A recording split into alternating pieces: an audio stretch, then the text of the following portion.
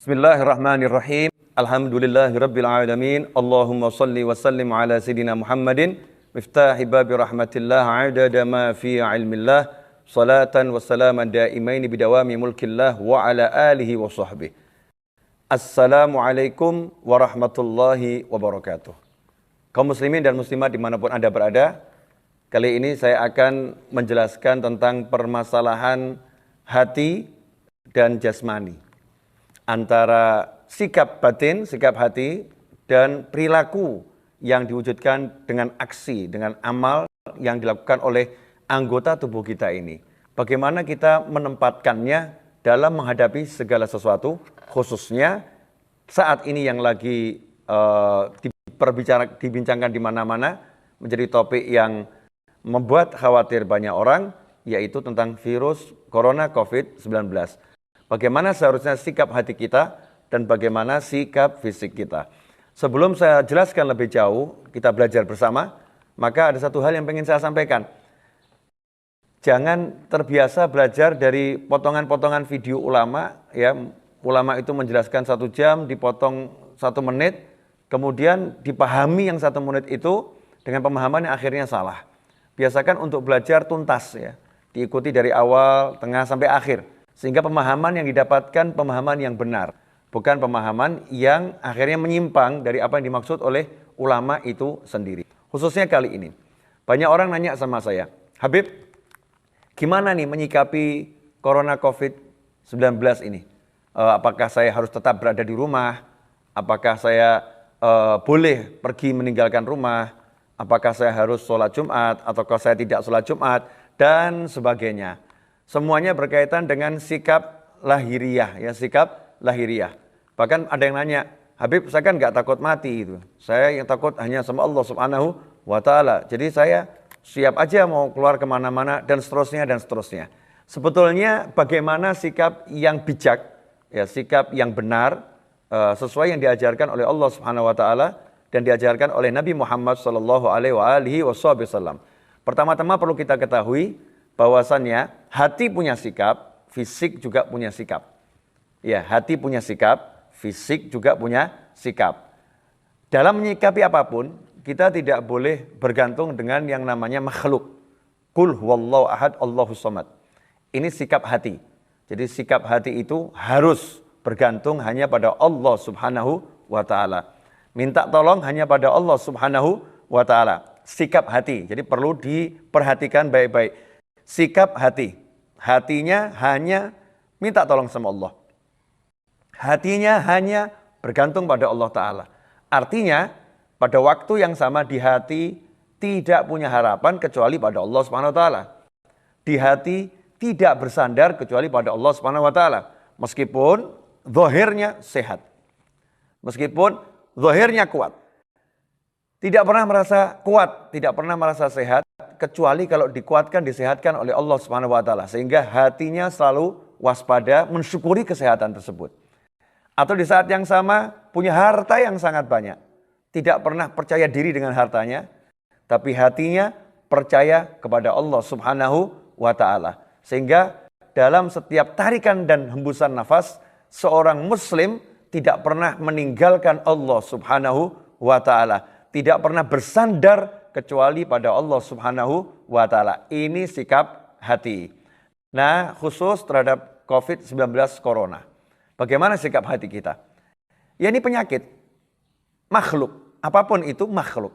Gak boleh kita takut kepada makhluk. Harus takut pada Allah Subhanahu wa Ta'ala. Jadi hati ini ditenangkan, ya. Jangan takut sama penyakit. Tapi takutlah pada Allah Subhanahu wa Ta'ala. Hati, ya. Perhatikan baik-baik hati. Jadi hati kita, pikiran kita harus meyakini penyakit ini tidak bisa membawa keburukan kecuali kalau Allah izinkan. Ya, dan penyakit ini akan bisa disembuhkan hanya dengan Allah Subhanahu wa Ta'ala. Bukan dengan obat apapun dan bukan dengan manusia manapun. Hati. Tapi fisik, ya, fisik kita ini punya tugas yang sinkron dengan hati. Sebetulnya tugasnya sama, melanjutkan. Jadi kalau hatinya itu takut sama Allah Ta'ala, kemudian kita nanya, bagaimana cara yang dianjurkan Allah menghadapi penyakit semacam ini, atau apapun itu.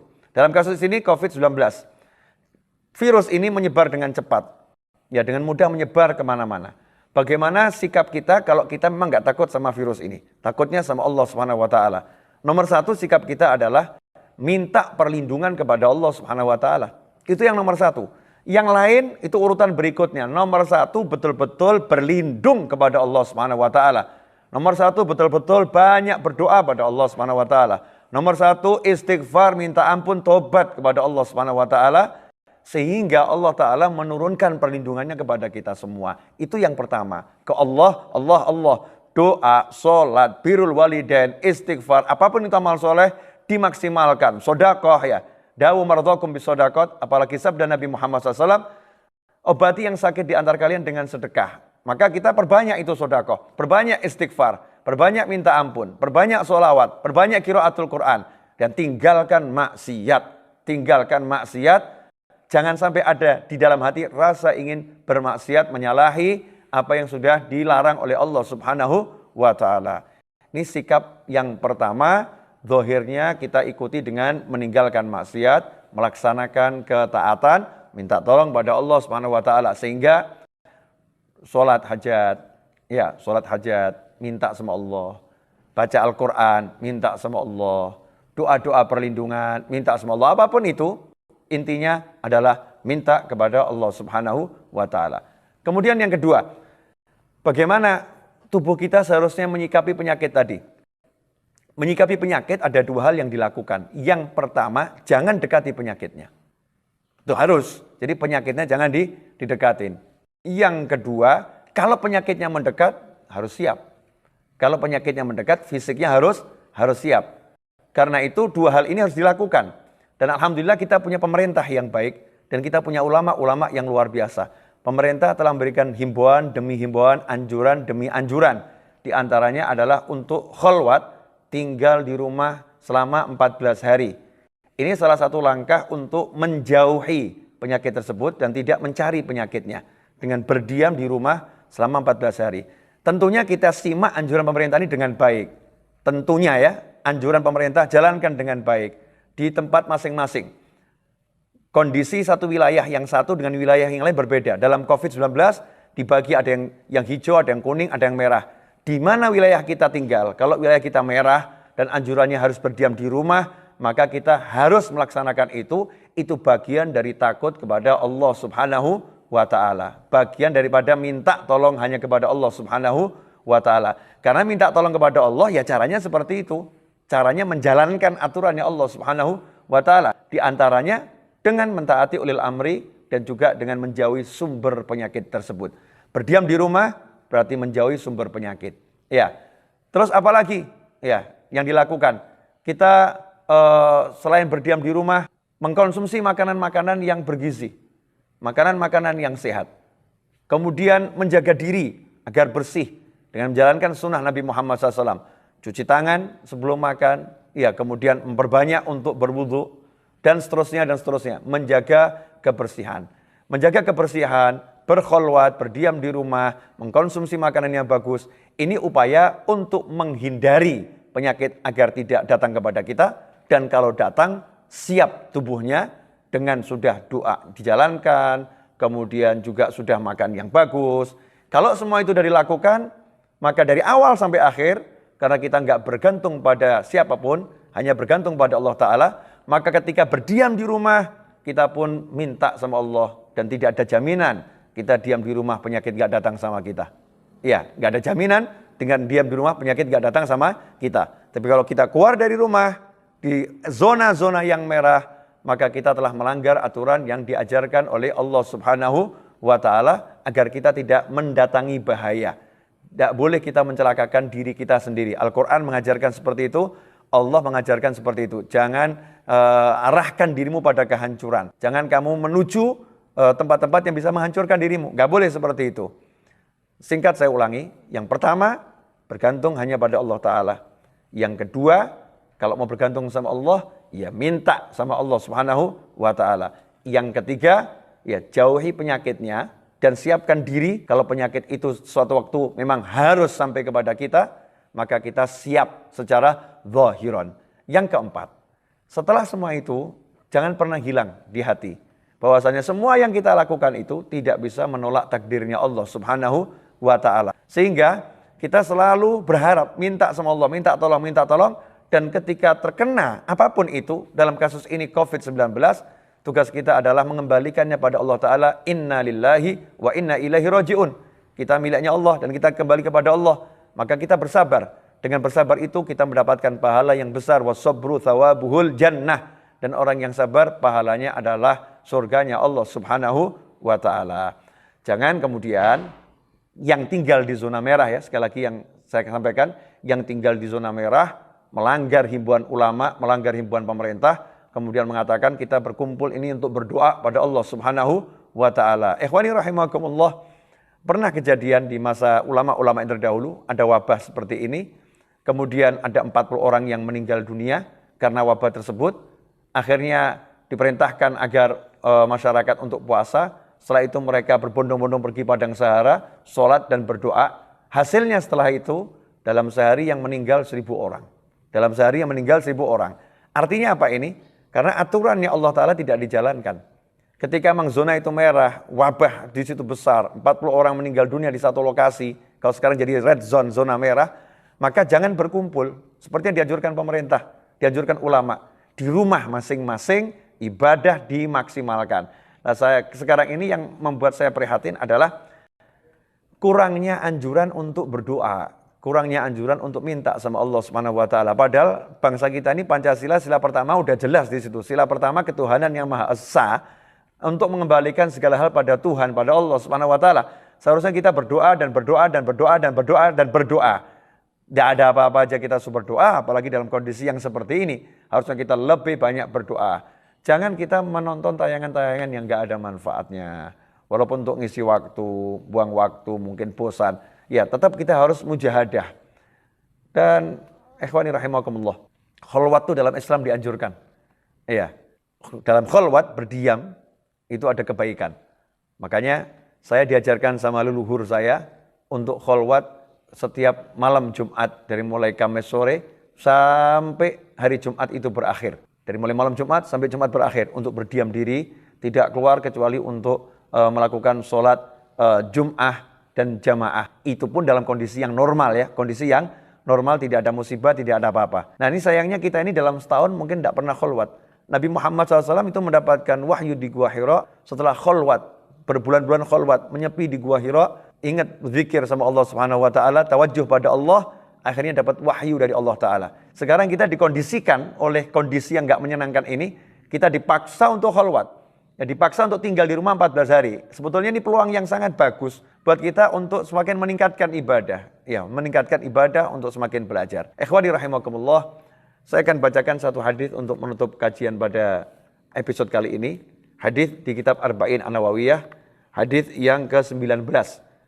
Bismillahirrahmanirrahim.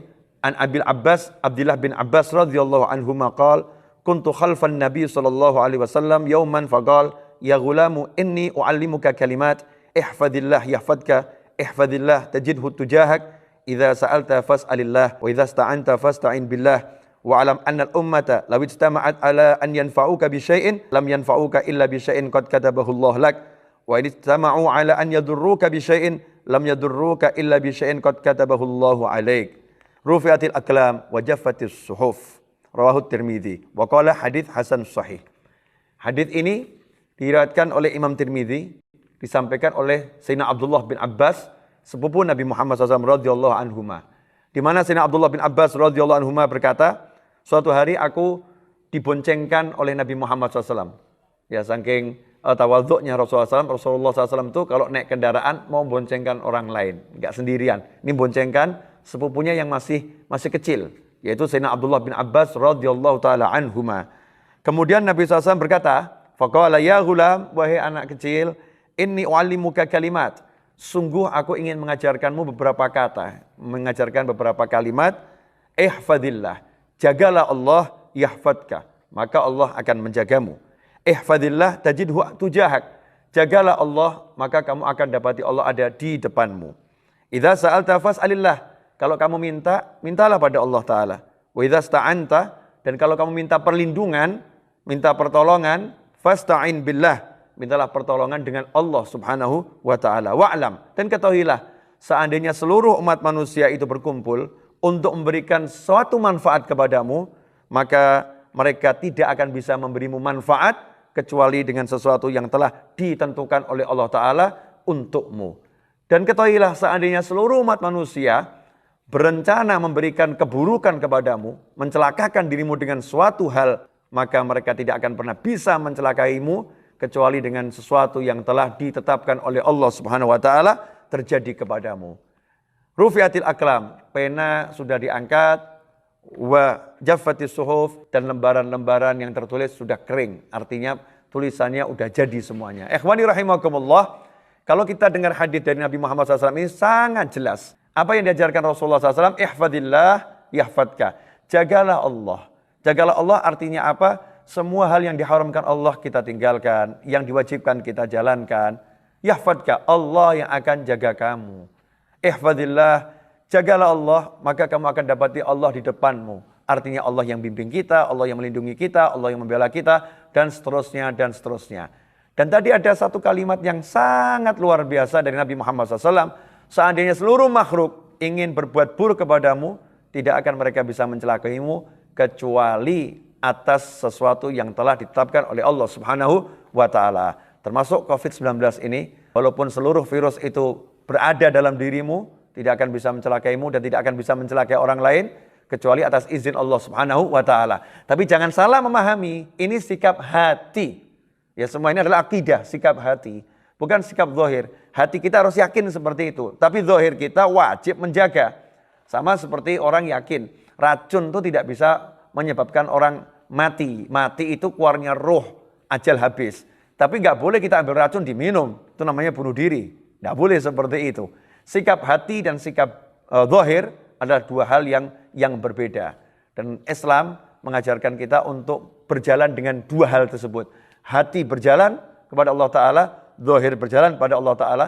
Masing-masing punya aturannya sendiri. Ada aturan hati, ada aturan lahiriah. Yakin rezeki itu dari Allah Subhanahu wa taala, tapi aturan lahirnya orang diperintahkan untuk keluar dari rumah, untuk mencari nafkah, untuk bekerja dan seterusnya. Kesimpulannya adalah di wilayah-wilayah yang red zone, zona merah, pemerintah telah menganjurkan untuk tinggal di rumah, maka manfaatkan 14 hari itu untuk khalwat dan mendekatkan diri pada Allah Subhanahu wa taala. Dan jelas kalau di rumah seharusnya kita akan semakin susah untuk maksiat. Makanya jangan buka sarana-sarana maksiat di rumah. Tutup sarana-sarana maksiat. Kalau udah seperti itu, ihfadillah, kamu jaga Allah, yahfadka. Allah yang akan jaga kamu.